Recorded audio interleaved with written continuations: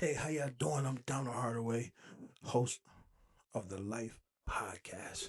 So it's been a while. I've been doing some things. I've been busy, y'all. I got a new job. I got a new place, and we just plugging away, right? But lately, this podcast has been all about helping people in my space and my age group, like really navigate work, entrepreneurship, health, and now AI.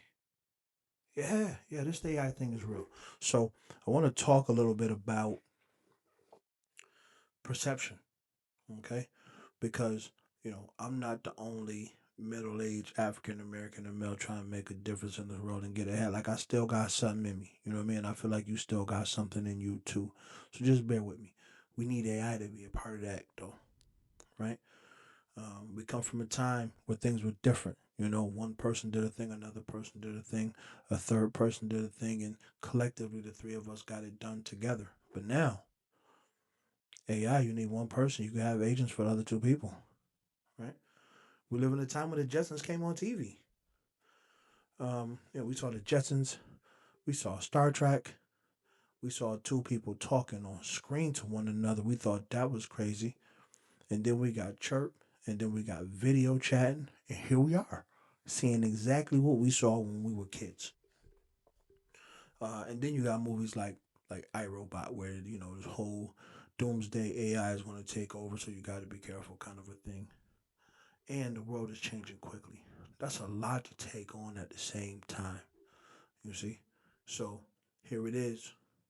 You work your job, trying to do a thing to get ahead, and then you go to do whatever your small business is or your side hustle or your entrepreneurship, but you need the kids to help you, or you had somebody else who said they was going to do a thing for you and then they turn around and didn't do it, so now your business is struggling, when in all reality, had you sat down with either ChatGPT or Claude, uh, you could have created an agent. Specifically in Claude Code, you could have created an agent and got that thing done and been able to move on. So there's a gap. There's a gap between what we think AI is and what it really is. You see? Now, there comes a point where there comes a point where things sound just a little bit too good to be true, right? But the gap allows that to happen, and this gap that I'm talking about is how we think AI works in our everyday life. Okay, so uh, just let me give you some information. You don't have to agree or disagree with it, but don't say I didn't tell you. All right, everybody's using AI, right? Um, that promotion that you think you was gonna get because you've been there for 15 years, and when your supervisor is not there, you can do their job, and now the spot is vacant, and you think they should just go ahead and promote you. Not gonna happen, right? And I'm gonna tell you why. AI, right? Because now that you're not getting hired, you're not getting promoted for what you do. You're getting promoted for what you know, and what you know is how to do the job, not how to orchestrate an agent to help you do the job better. It's a whole nother category. It's a whole nother world. You see. But how do you get to the space? And this is the gap. How do you get to the space where you can understand AI, what an agent is, how to employ it by yourself? Maybe some of us are fortunate enough to have children who are in the know and have some patience to kind of walk us through it. That could very well be a possibility, your probability, but the likelihood of it is relatively low. You see, we come from a time where you were given information. You see, uh, and we got so busy moving off of that information, we never spent time trying to figure out how to get information, how to create information. We know how to disseminate information. We can tell bullshit when we see it. We can tell something that just ain't right. But this gap is so crazy. Like you just woke up one day and AI was here. Just woke up one day and people were using it. Even today, you you really can't tell the difference between a song that was created with AI or someone who sat down and wrote a song based on something that they've been through. You see, we all know some of the best music comes from an artist who has gone through something, right? But today, you can have anybody going through a breakup and make a song about it with AI, and they can make money on the charts just like that. No face, no video. It's a video, but they're not in it. It's on the charts, but it's not on the way that we think about how it got there. There's no record company behind it supporting it.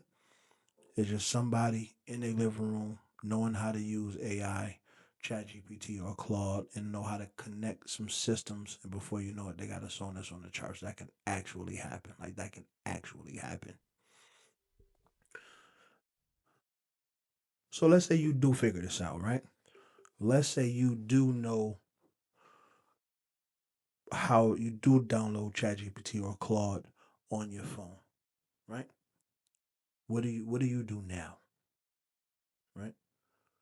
Is it Google? Are you Googling stuff? You're just using another vehicle, right? You're just using Claude to find out scores from a game, or you using Claude to find a phone number. And you keep using Google for that. That's not AI. Okay? That's just an information search. And that's what we grew up on. Again, back to this gap. That's what we grew up on. Searching for information, right? If you're between the age of 45 and 55, you remember Encyclopedia Britannicas in the news. That's how you got your information. Newspapers, that's how you got your information. You see? Uh, uh, uh, you called somewhere, you got ticket information, and you bought your tickets at the door, right? Or you went to Ticketmaster.com and you paid for your tickets and they got mailed to you. Or if you really in the know and you had a real professional job, you can have them emailed to you. So when you got there, you could just, or you can print them out yourself, right? And if you stayed on top of it, they emailed you a QR code that you can get scanned when you get there, right? Now you find out somebody coming, you're literally 6 degrees away. You can almost text the drummer and figure out where they're gonna be and just go. Like it's so different. It is so different how communication happens these days. You see? So you've downloaded Claude, you downloaded ChatGPT, and it's giving you information overload.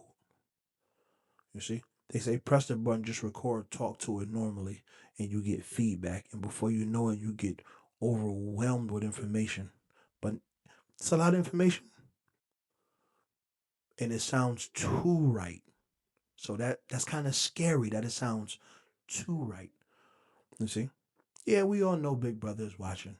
So whatever your social media just exposes you. That's all. It doesn't show you anything. It only exposes you. So it reads your trends and whatnot. Now, uh, it sounds like Claude or ChatGPT knows you personally. They don't, right? You really have to work with it on a daily basis, believe it or not. Just spend 10, 15 minutes chatting with it, and you'll begin to understand that it puts language together that sounds good, but is rooted in nothing.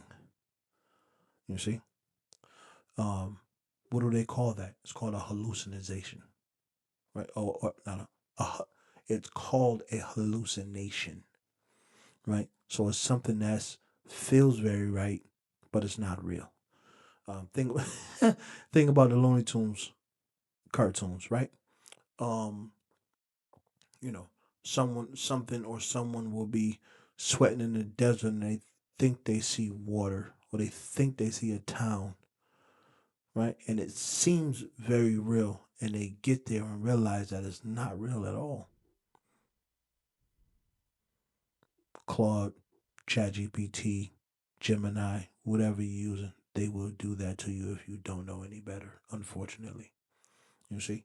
So uh, this is real trial and error. Fortunately, you can do it on your own time in your own way, but it takes time, right?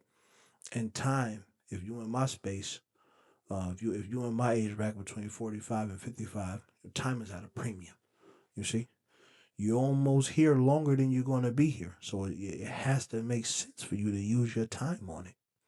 You see, but the important thing is this though: there has to be a human, what they call a human in the loop, in order for AI to be as really real as they would like for it to be.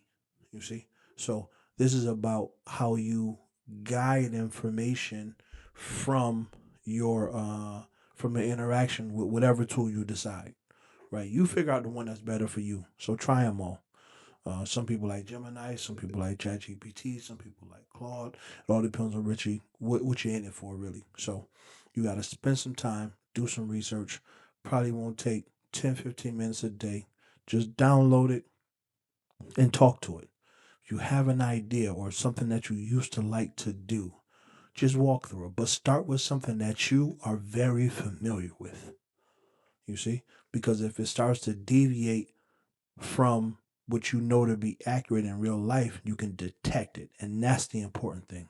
Once you get good at that, you won't believe how much confidence you will gain in taking on other tasks with AI.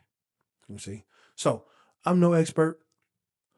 I really just wanted to share what I know so far.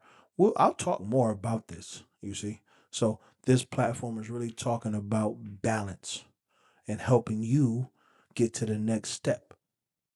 You see, whatever that next step is for you. Uh, and that's what our mustard seed idea is about. So and we'll talk more about that another time. But anyway, I'm happy to be recording again. You're gonna get more videos from me, right? And I'll see you in the next one. Respectfully.